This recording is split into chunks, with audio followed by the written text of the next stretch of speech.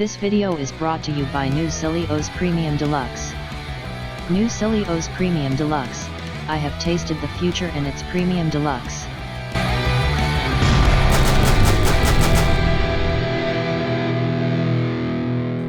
Greetings, sentient life forms, and welcome to this third installment of the InQuizitor.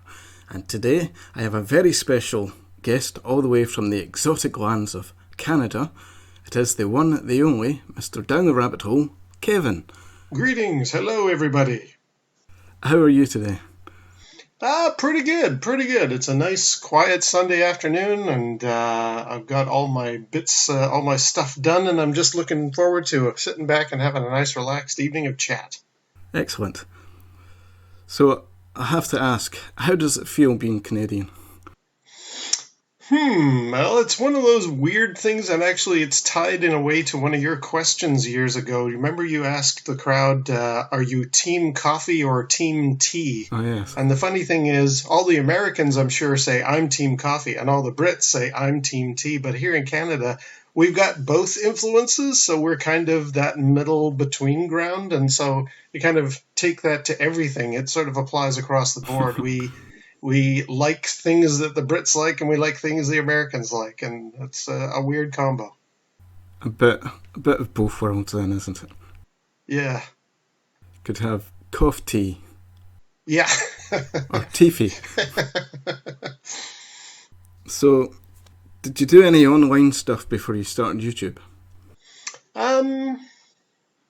I did a little bit. I didn't join any of the Facebook or Twitter or any of that stuff right off the bat when that all first was the new thing. All of my friends were hopping on it, and I thought, I don't really need to. But then I remember when I started up YouTube, it was Meme Meister, Alan Stewart, was on one of his Friday Waffles saying, if you got a YouTube channel, you really should go on Facebook and Twitter to announce, I've just put up a video. And I will admit and confess they have been a useful thing to do, so I begrudgingly joined them. But before YouTube, no, I think the only thing I really had was I've got a website that's devoted to the old 1970s computer space video game arcade machine. Yeah, I was going to ask you about that as well. How did that come about? Well, I remember as a kid, and anybody listening who maybe worked in Seattle at the time, I remember in the early 70s, we went to Seattle, Washington on like a Christmas thing. And in the ferry terminal, I think, or the airport, there was one of those machines standing there. And I looked at it as a, 5-year-old kid going, what the hell is this? And I didn't know what it was. And I passed, and my friend might have played it. It was too big for me to play, but then I remember years later, a friend of mine from my high school days taught me about MAME and Space Invaders and Pac-Man and Donkey Kong and all that stuff, and I enjoyed the heck out of downloading the ROMs and enjoying those. And then there was one day I was like, hey, I wonder if anybody ever posted the ROM for that old computer space game. I'd like to play that finally. And that's when I found out it doesn't exist because that machine was so old. It was all done with transistors and vacuum tubes. There's no ROM per se. There's no computer in computer space. And I thought, oh, that's a shame. It's too bad I'll never get to play that. And then there's a local pinball machine guy who sells pinball units, and he also had one of those in his shop. And I sat there going, I could almost afford this. Should I get it? And I sat for 4 months sitting there deciding, should I, shouldn't I?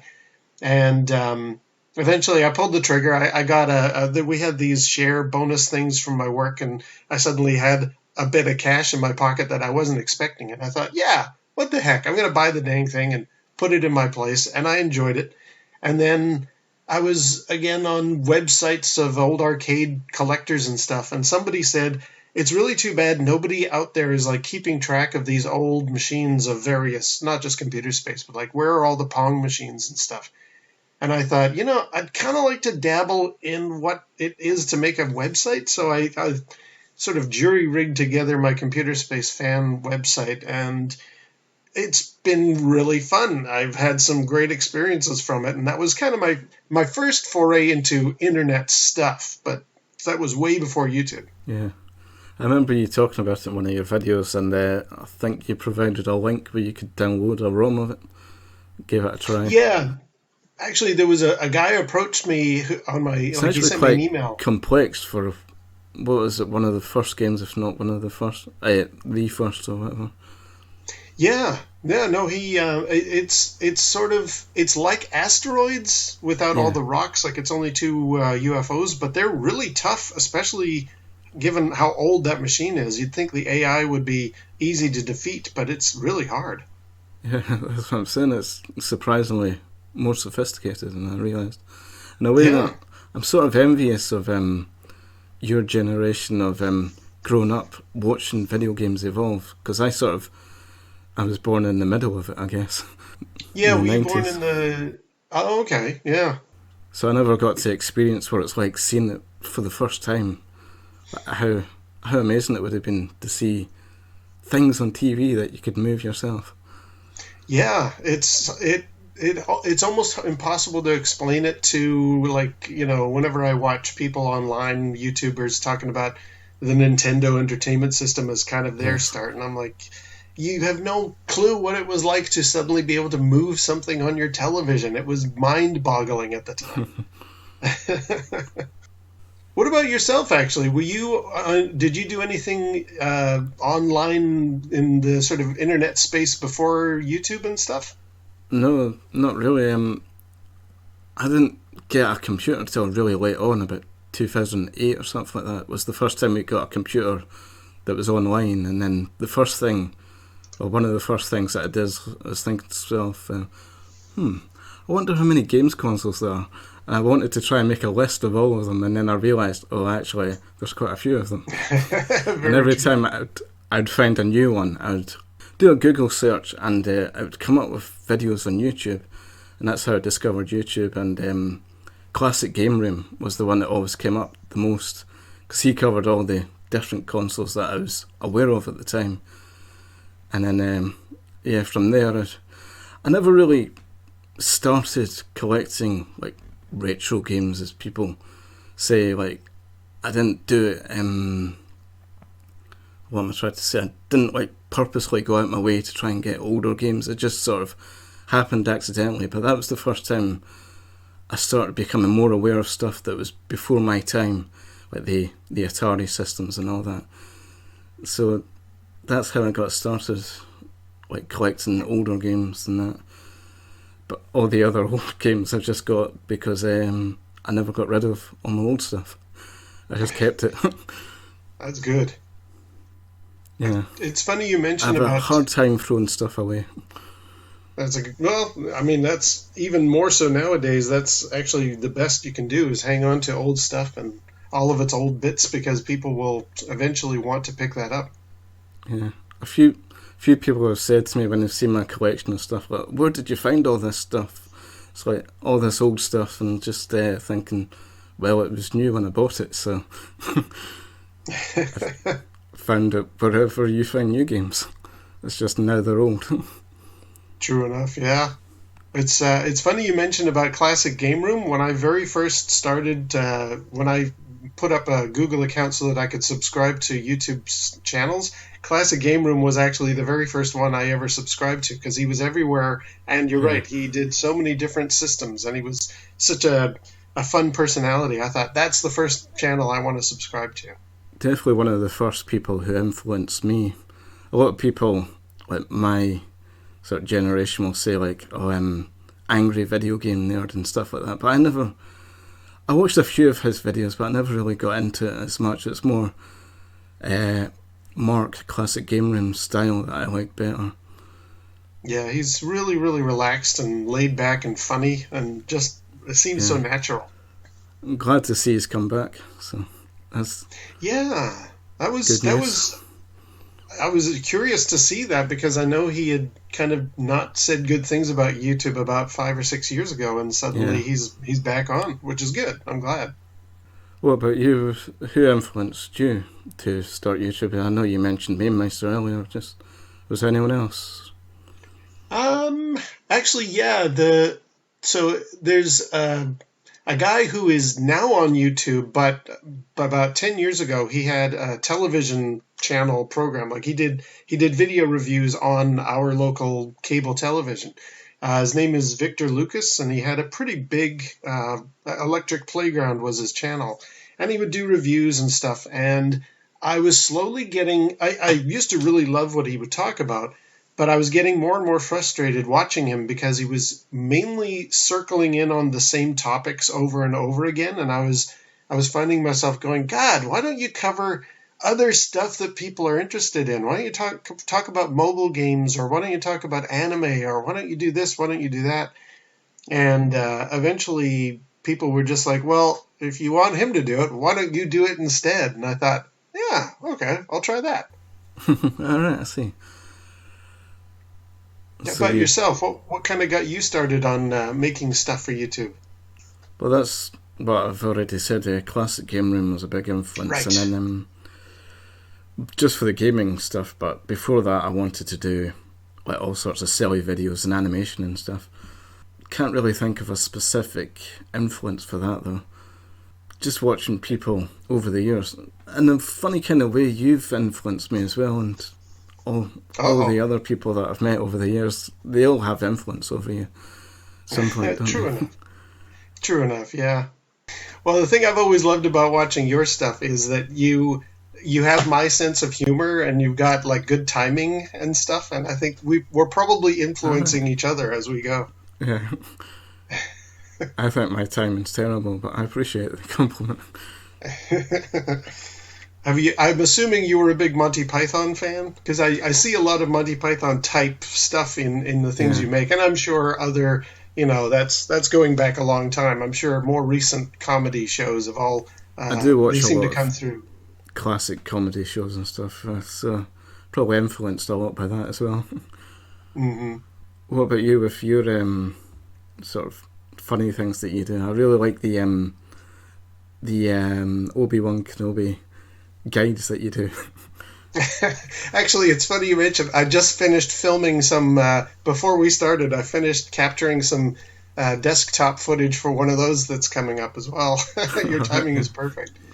That whole thing is because so with the Obi Windows thing, what that is, I work in IT myself, and it may seem incredible, but I actually get those questions on the phone. Yes. I first started like not dealing with the public, but various IT careers change and morph over time, and eventually I did end up trying to take calls for like little old ladies who don't know how to check into their system and that kind of stuff. And I would seriously get the things that you're seeing me talk about on those videos. That is the kind of question that I will get. And I would get so infuriated. And I thought, no. What's more therapeutic is, why don't you turn this into something funny? Why don't you come up with a way to make a how-to video for old people that is not talking down to them, but is helpful? And for whatever reason, I got inspired with, you mean like a Jedi Master? And I thought, yeah, I could do Obi Windows. There we go. And that's become that thing. That's a good way of turning it around, yeah. Yeah, it's in fact, one of the guys I work with, he was saying, we need to talk to the director of the department and see if we can park your videos on somewhere on our portal, because they're really hilarious and I enjoy them a lot. I'm like, well, that's nice to hear. Thanks, man. So have you ever had to say to someone, have you tried turning that on and off again?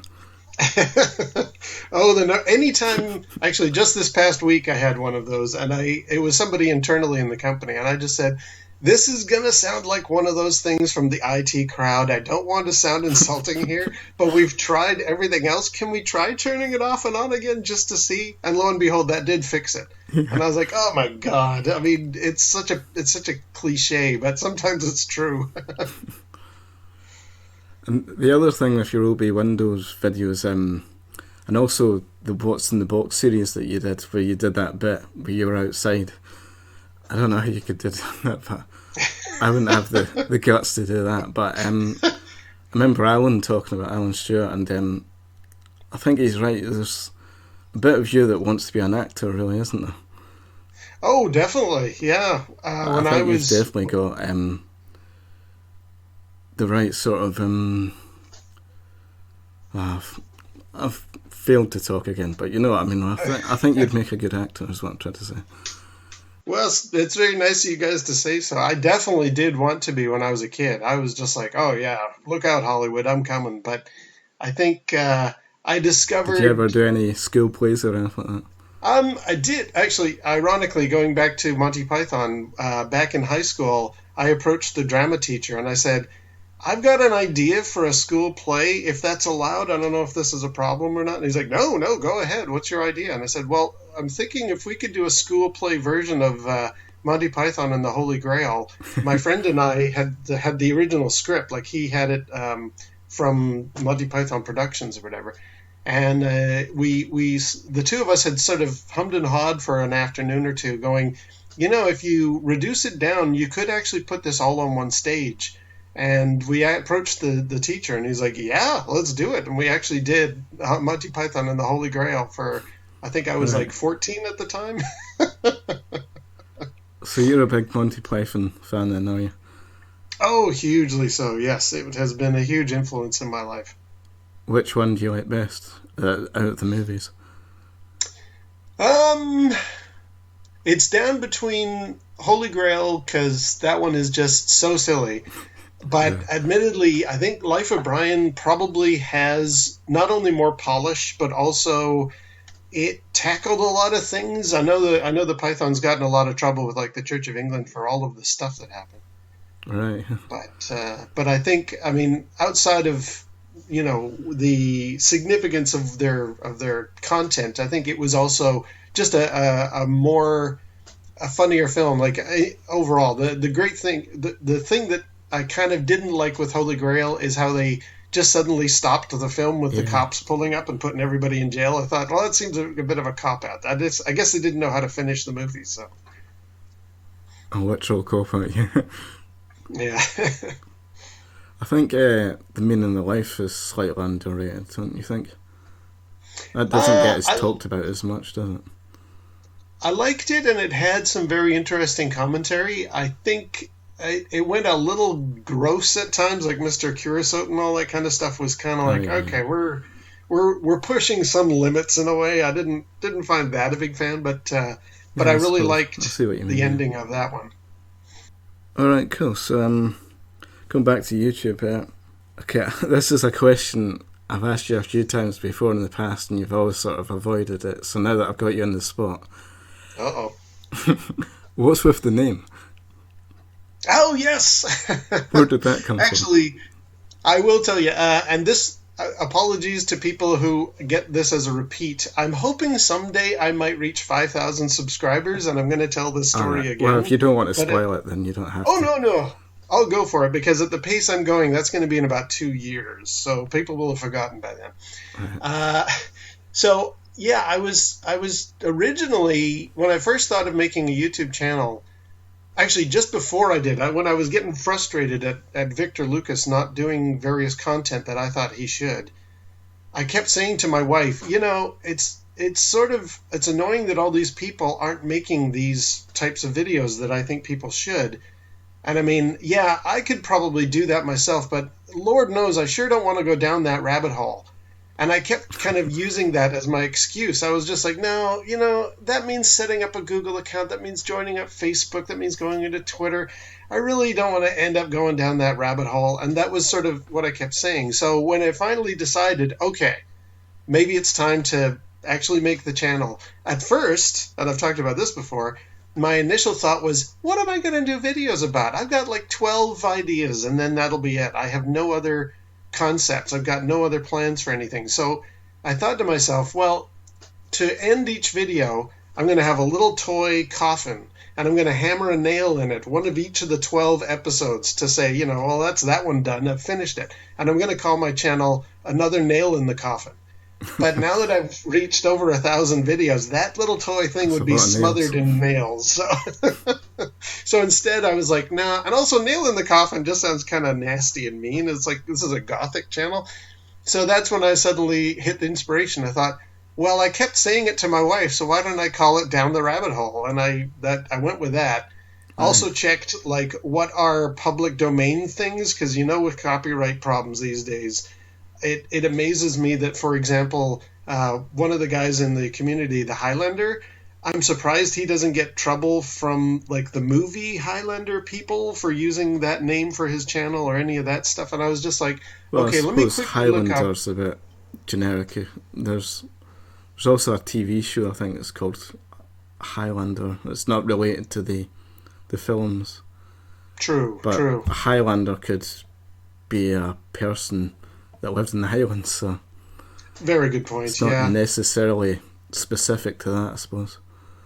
that's true. I just thought to myself, well, let me quickly look up Alice in Wonderland stuff, and it said, yeah, it's all public domain. So I was like, okay, good. I can Alright. grab a picture of the rabbit with the his pocket watch and his top hat, and then I can call myself down the rabbit hole, and I think I'll be safe. So Well, I was going to say, unfortunately, I think I was looking for one of your videos, I can't remember, and I typed it into YouTube, and I think there is another Down the Rabbit Hole video yeah, channel. unfortunately, there's a bunch of them. Yeah. If I recommend to somebody, if people at work have said, "Hey, yeah, here you got a YouTube channel. What is it called?" I always tell them, "Okay, there's several down the rabbit holes out there. There's like different spellings. Some have got rabbit with a WR at the front or whatever. Easiest way to find me is type in down the rabbit hole and then something like Atari, and then you'll find mine."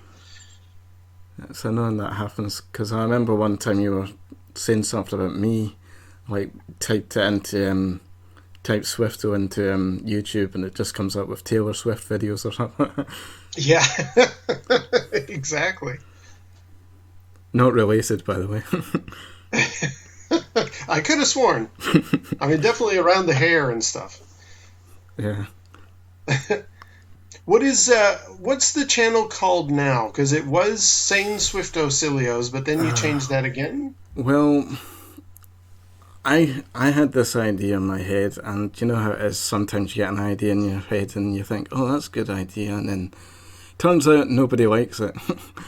So I thought of having the idea of splitting up my content, because I was always afraid that someone might come for one specific type of video that I did and then not really like any of the others, so they wouldn't subscribe. So this third time coming back to YouTube, I thought, right, that's what we'll do. I'll split things up, and it makes sense to me, like having it all nice and neat, like having my gaming channel, my Celios channel where I do all my silly stuff, and then I've got another one just from audio stories and stuff. But I think some people are kind of pissed off at me for having multiple channels now. But what can I say? It's an experiment. I thought I'd try it.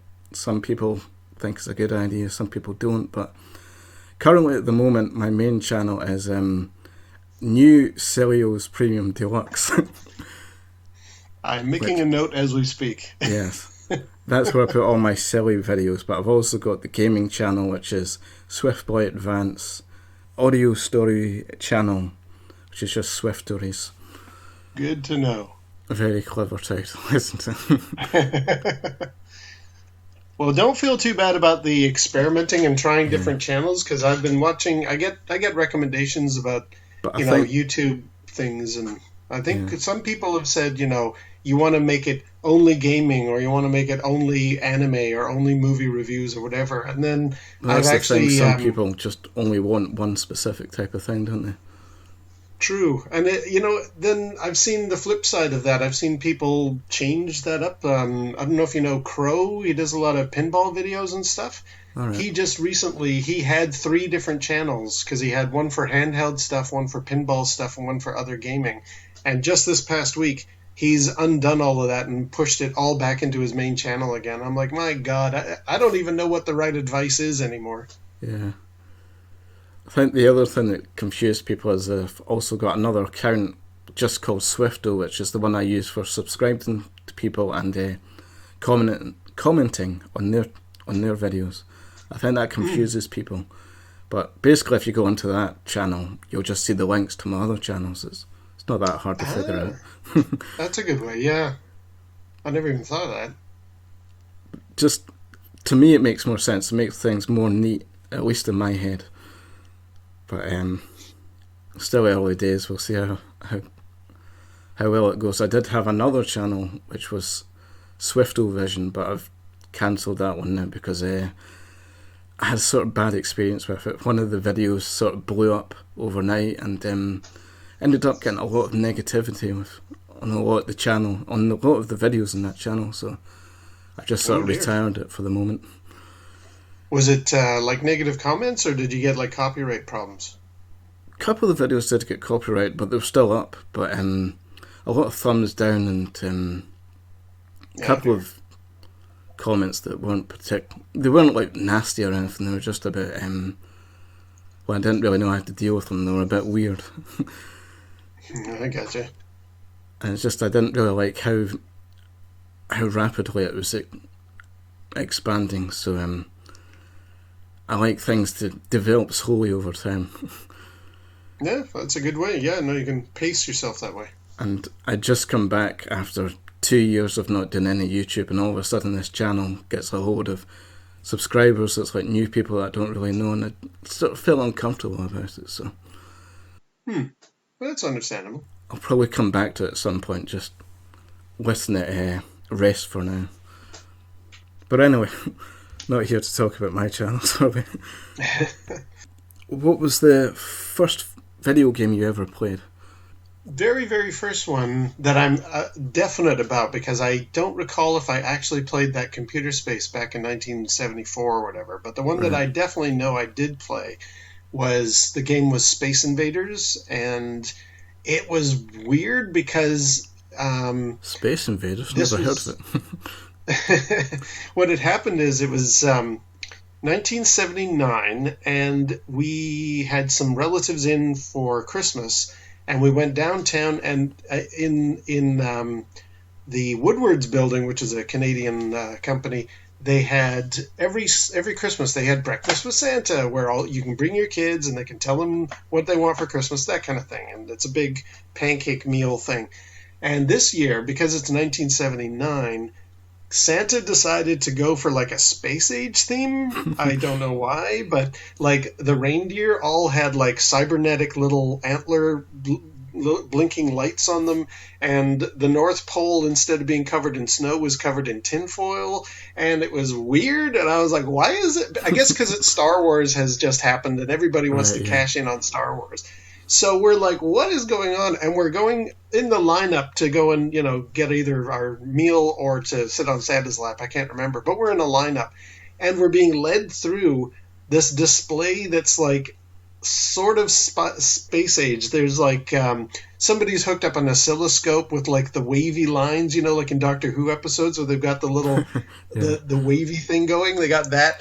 And then there was this one thing where it was this... tall glass cabinet with these lines of invaders coming down the screen, and you could actually put a coin in it and you could move the gun at the bottom of the screen. And I was like, what the heck is this? I've never heard of this idea before, because I wasn't totally sure about that Computer Space memory, but I was just like, this is incredible. And that was I played that, and I'll never forget that moment, because it was like, this is suddenly a new thing for me. This blows away all my previous knowledge about how technology works. I can play a video game on a TV screen. This is crazy. And it was definitely Space Invaders. Yeah. I love Space Invaders. It's a classic. It is. I just love that. It doesn't get much play. I know anytime I go to an event and they've got a whole bunch of arcade machines there, poor old Space Invaders will be sitting there quietly. Nobody wants to play it because it is quite dry for your average. Even retro crowds are kind of like at a Galaga or something with a bit more fun to it. And so Space Invaders just sits there mostly ignored. And I always play it because it's like, dude, you were my first video game. It's another thing I'm sort of envious. I never really got to experience what it's like to play arcade games. I think I played one arcade game once. It was on a boat years ago, some fighting game, like the late 90s. But that's about the only experience I've ever had playing an arcade machine.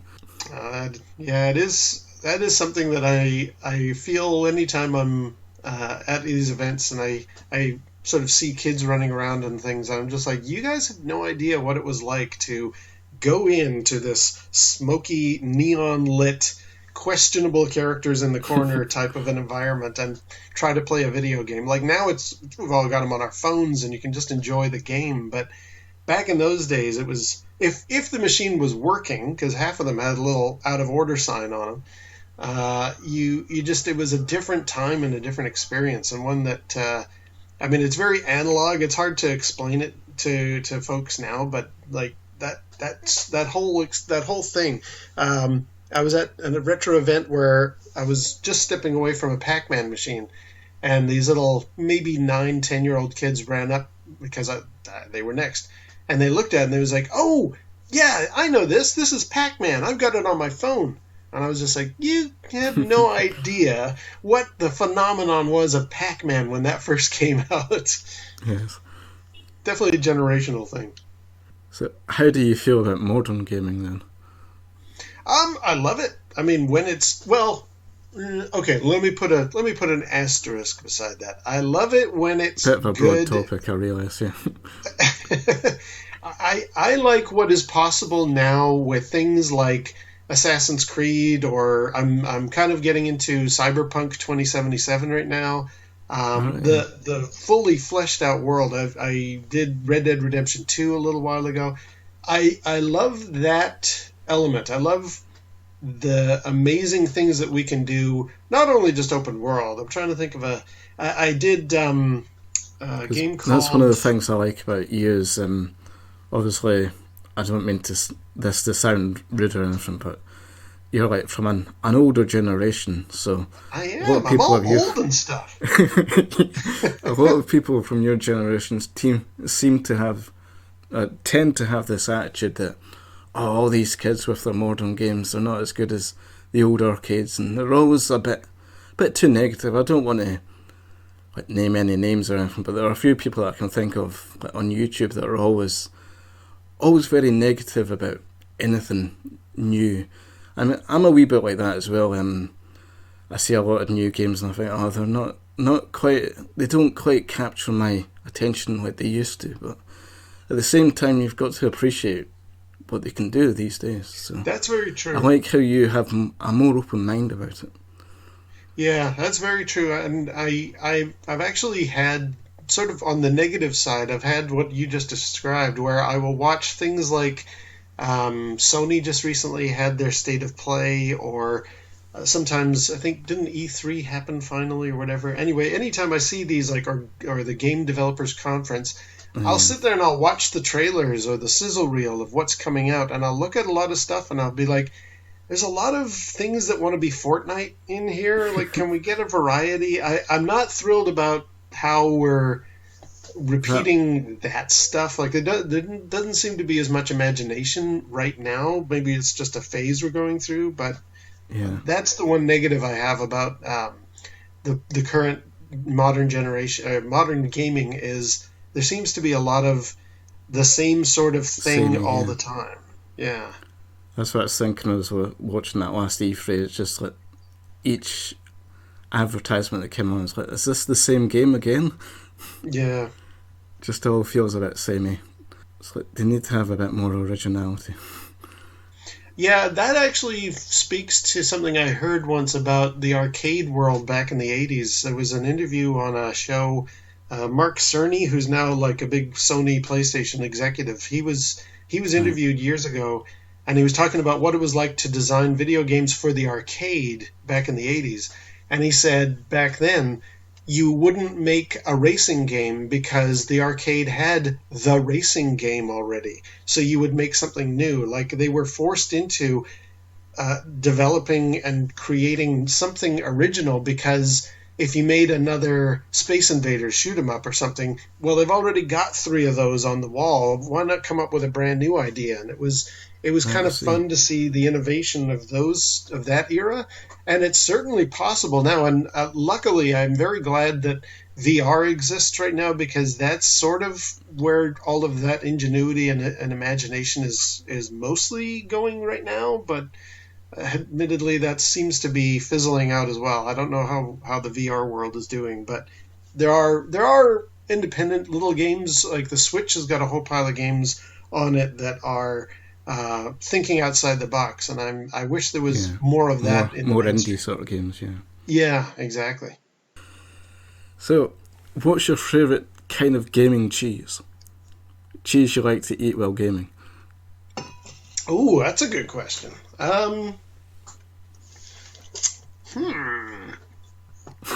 I think I don't want to go with cheddar because that's so obvious.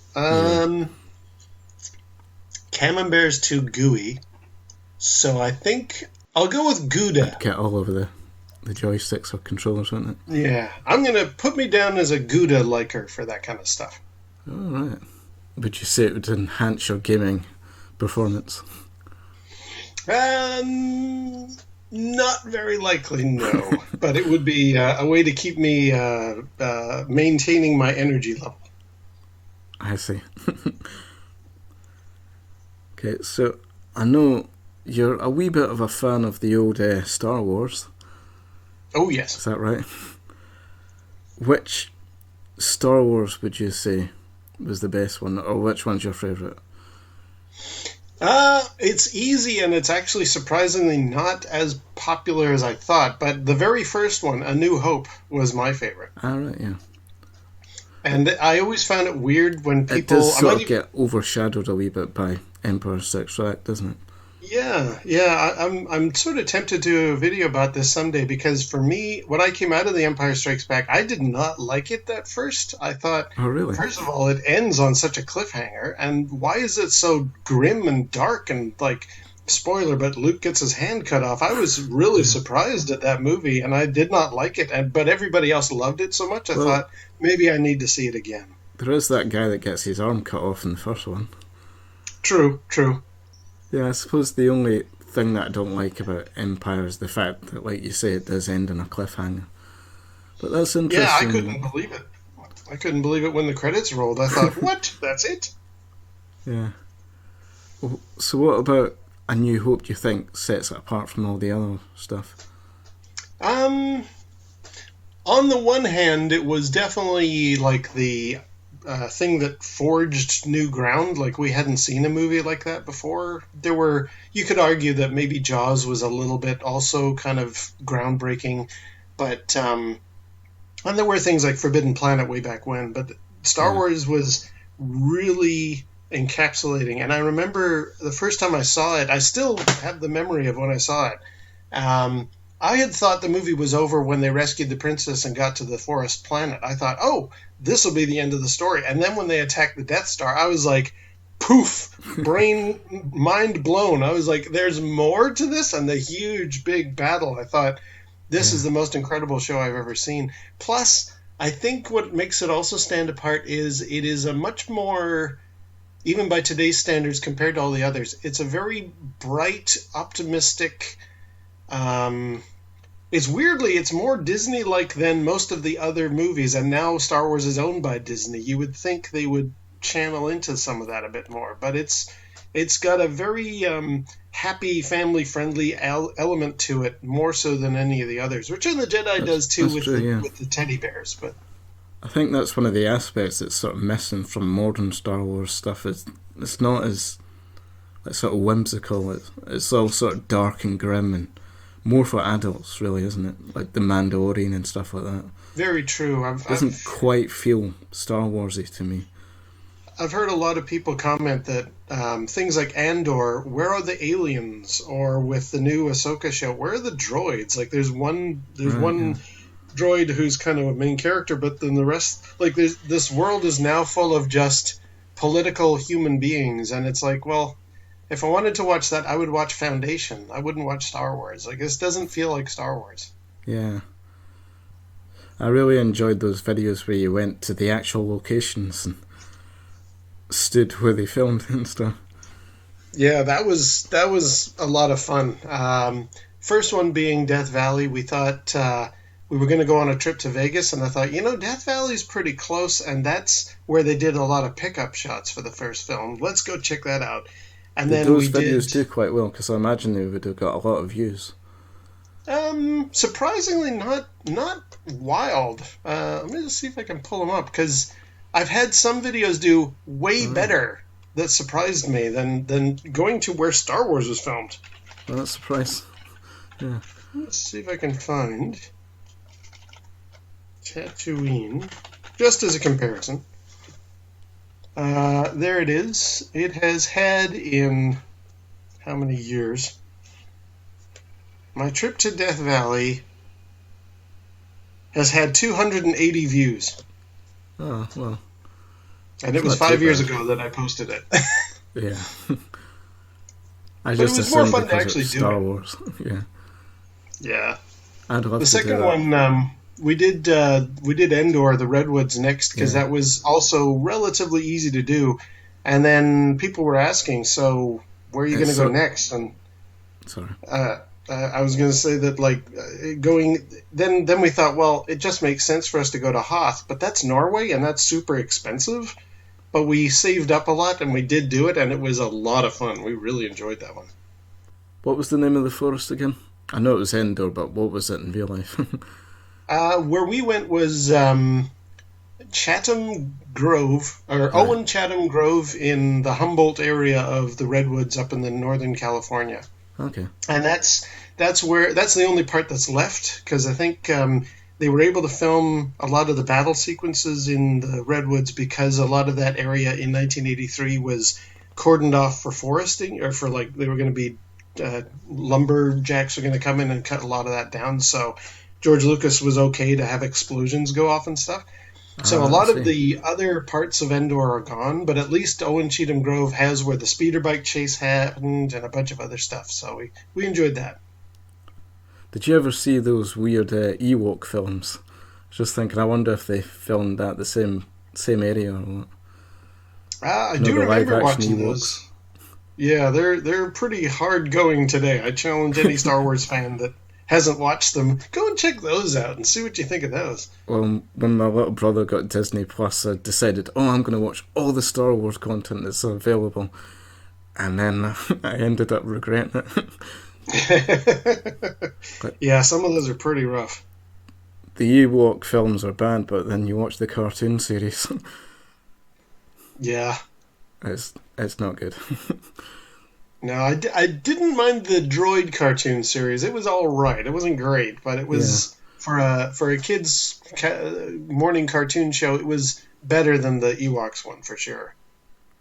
So, you don't have to say anything if you don't want to, but have you got any future plans, any content, or any other ventures you would like to, what's the word, advertise, I guess? I'm just trying to think. I'm kind of looking down the pipe of what kind of videos I'd like to be doing and stuff, and I'm kind of torn that what I really like doing are the things that are not video game related, like the Obi Windows or the Star Wars stuff or whatever. Yes. Well, that's more Star Wars, Star Trek as well.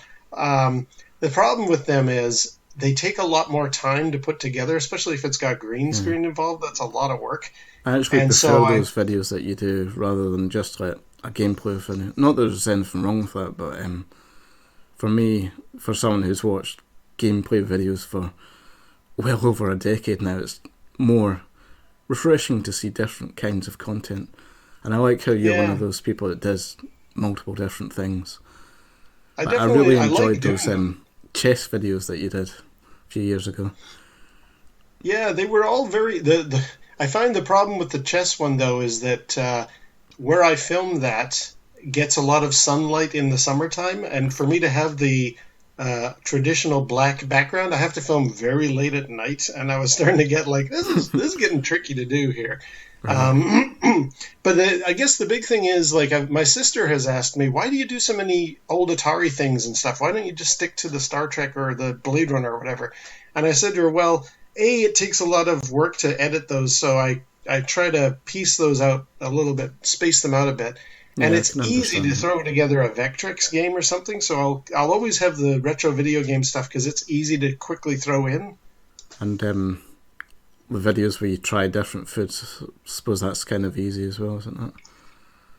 Yeah, those are nice, and they were part of a thing that I kind of got into this mindset years ago. Did you ever watch Jamie Oliver had that show where he launched that 15 restaurant in London? No. It was he was sort of getting kids from troubled backgrounds to start working in a proper restaurant and stuff. And I'll never forget in the beginning of the show where they're figuring out what kids are they going to have working there, he makes them do this taste test where he has them blindfolded and he puts on a spoon. On one of them it's a strawberry, and on the other one it's like I don't know, a piece of shrimp or something like that. And he just wants to know, can these kids identify the two? And I remember turning to my wife at the time and I was like, I don't think I could tell the difference. I am sad to say my taste buds don't have any real skill to them at all. I don't think I could tell the difference between a strawberry and a piece of shrimp. Right. And I thought, I'm going to make a video series where I'm actually learning to train my palate to enjoy things or to discover weird things. And that's how that whole thing started up. I hope you get some flaming hot monster munch soon. Try that challenge that I was telling you about. Yeah, oh yeah, for sure. I don't think it'll actually set your mouth on fire though. Is there any other future things that you'd like to talk about? Yeah, I want to do more stuff that takes more time to edit, but I want to also not lose the pace of releasing a video every few days. So the good news is down the road, I'm at an age where I'm starting to think about what it's going to be like when I retire, and when that day comes, and it's a few years away. We're not there yet, but I'm pretty sure my YouTube channel will still be around at that point. And when that day comes, I'm going to totally make way more just higher, editing and stuff videos. I'm going to do a lot more of that kind of stuff because I really like it and I get a lot more interesting feedback on it. It's just with holding down a Monday to Friday job and also trying to edit together a complicated green screen video. I'm just like, I need to pace these out. Yeah.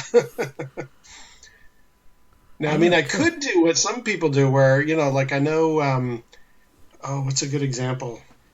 Well, Steve Benway, actually, he has gone through phases of not doing videos for weeks on end. Yeah. And for me, I always thought, no, I want to do a video regularly because I used to I used to listen to a podcast, like a retro gaming podcast, and the guy would talk about really interesting things, and I would subscribe and I'd listen to him on my way to work. And he stopped doing it regularly, and I got so furious that he was not giving the show that I was subscribed to. And I thought, man, if I was ever somebody who made a show, I would make sure I put out consistent content all the time.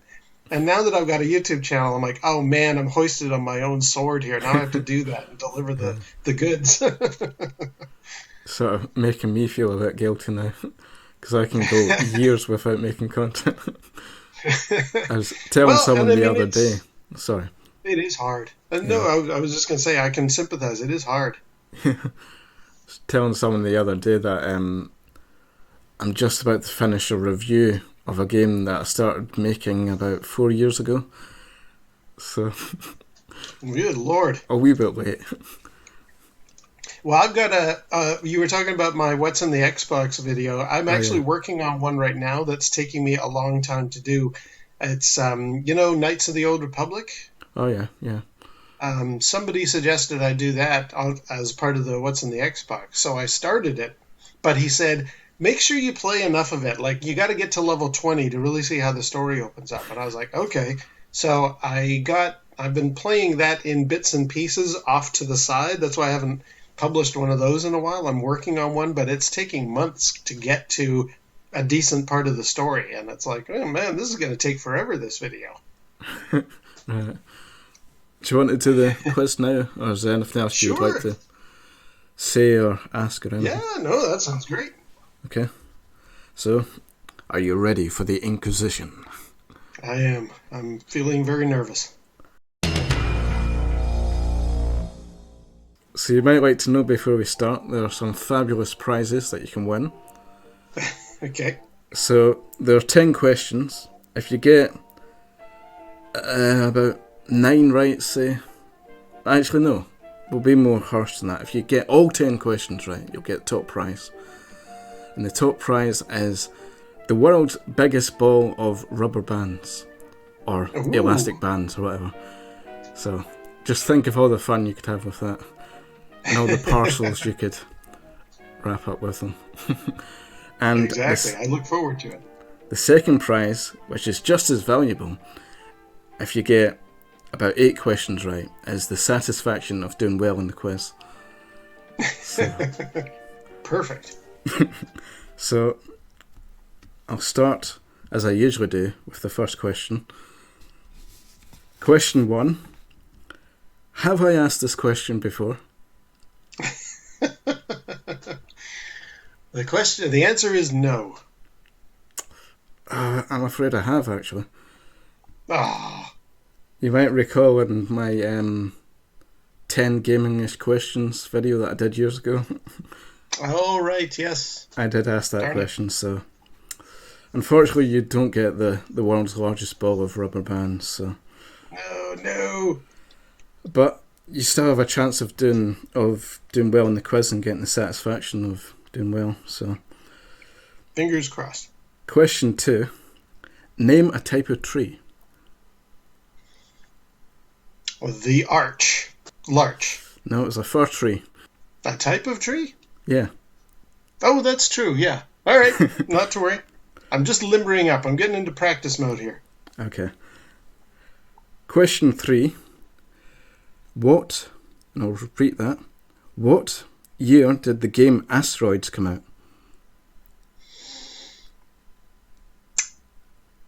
1979? He's nailed it. That's okay, right. I can get one right. Thank goodness. You know your video games. All right. Question 4. Who played the original Captain Christopher Pike and the Star Trek pilot in 1965? Before Jeffrey Captain Hunter. Kirk. Sorry, what did you say? Jeffrey Hunter. That is correct. I was going to say Jeffrey Palmer, and I thought, no, he's the British actor. So, no, it's definitely Jeffrey Hunter. I should be writing this down. That's you got two questions right. So I'll just give you two marks there. And question 5. What day is it today? Sunday? Is it Sunday? Yeah. All right, okay. It is for me. Yeah, Sunday. That's 3 points. Right, question 6. This is a really easy one. What is the meaning of life? 52? No. Do you want to try again? 54? No. See, if you tuned into the last episode, you would have known that the meaning of life is cheese. Oh, darn it. So, I was going for the Hitchhiker's Guide one, darn it. 42, yeah. 42. Why did I think it was 52? It was 42, but then Musical Mugle last episode convinced me it was cheese, so the meaning of life has changed now. Okay. Question 7. What is the name of the arcade game where the player takes on the role of a knight riding an ostrich? Joust. Yes. Nice, easy one. I love that one. So you got 4 points now. Where are we? Yes. Question 8. What was the answer to the first question of this quiz? The correct answer was yes, but I made it wrong and I chose no. So what's the answer then? The correct answer is yes, that you have asked this question before. Yeah. 5 points. There we go. I redeemed that one anyway. I was hoping you might have forgotten. Okay. Question 9. Name a type of bird. Can I go with a robin? Yep. Robin. Perfect. That's 6 points. And now for the final 10th question. I just have one last question to ask. Mm-hmm. What does God need with a starship? Very good point. Well, theoretically, God should not need a starship, but if you are an evil being that is being trapped on Nimbus 3, then, well, not Nimbus 3, but if you're being trapped at the end of the galaxy, you would need that to Was escape. it not the center of the galaxy? Center of the galaxy, you're right. You're right. They went through the barrier. Yeah. Number 5 is always a bit of a blur. That's true. Not that it's actually a bad movie. I'm thinking I might defend it someday because there are bits in that are actually not too bad. Well, fair enough. I'll give you that point. So that's 7 points total. I was just under the satisfactory mark, but I'll still feel satisfied. Didn't quite get the satisfaction, but you did not too bad. I can't remember what the other scores were now. I meant to make a note of that. I think boxing got 2 points.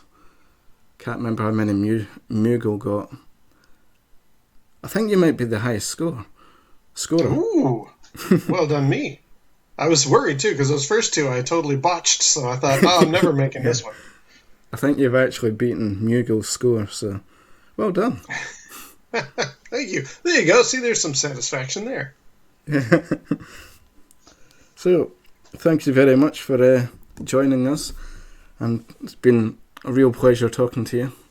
I've had fun, learned a lot from you, and I was just going to say thank you very much for having me on. It's been a pleasure. This has been an eye-opening experience and a lot of fun to go down memory lane and to go down the rabbit hole. Yeah. Funny little story, just speaking of down the rabbit hole, my little brother once got his head stuck in a rabbit hole. Did he really? Oh dear, he'll hate my channel. Yeah. But anyway, it has been fun going down the rabbit hole and exploring what... damn it. I was going to try and improvise some sort of funny thing to say there, and then I've completely screwed up. That's what happens when I don't work with a script. I try to think of stuff off the cuff. I know it well. I'll sit there blathering on and I'm like, that doesn't actually make any sense, especially when I'm editing it. I'm like, I totally messed that up. You're not alone. Quite often I say things and I don't realise that I've said it wrong until I watch it back. It's like, that sentence was completely messed up. And there's nothing I can do about it now because I've rearranged the room. I had everything set up. It's funny to me when I see everybody on YouTube does it, you'll see a little white asterisk show up with the correction on screen of what the person said wrong. And I keep thinking to myself, I wonder if we're eventually going to see that happening in Hollywood movies because we're so used to it now. Like, I'm sure movies people will be like, we could just stick the corrected version right on screen and the audience won't care. They're so used to that now. Surprised George Lucas didn't do it in his special edition of Star Wars. Very true. But anyway, sorry, I'm rambling off topic here. I just want to say thank you very much. I really appreciate you coming on the show. And yeah, it's been a lot of fun. Maybe it's been my pleasure. We can get together to talk about other things in the future, if you like. Yeah, for sure. Yeah, no, that would be great. No, not at all. That'd be great.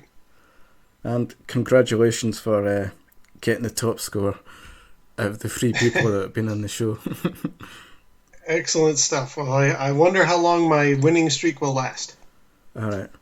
Well, all that remains now for me to say is adios, fine file. For fuck's sake.